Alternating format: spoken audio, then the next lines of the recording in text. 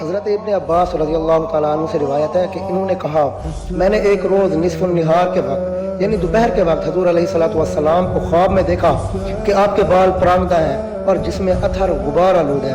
آپ کے ہاتھ میں ایک خون کی بوتل ہے۔ میں نے عرض کیا میرے والدین آپ پر قربان ہوں، یہ کیا ہے یا رسول اللہ؟ آپ صلی اللہ علیہ وآلہ وسلم نے فرمایا یہ حسین اور ان کے ساتھیوں کا خون ہے، میں آج صبح سے اس سے اکٹھا کر رہا ہوں۔ میں نے اسی وقت کو یاد رکھا اور بعد میں مجھے معلوم ہوا کہ اسی وقت انہیں شہید کیا گیا تھا۔ اب یہاں پر میرا ایک سوال ہے ان لوگوں سے جو غم امام حسین علیہ الصلوۃ والسلام پر فتوے لگاتے ہیں۔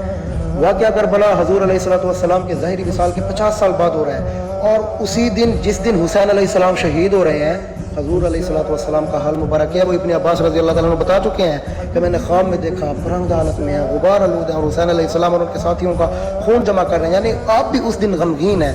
اور آپ اپنے ظاہری وصال کے بعد بھی اس دن کو غم منا رہے ہیں، تو یہ کیسے مسلمان ہیں جو غم امام حسین علیہ السلام پر فتویٰ لگاتے ہیں؟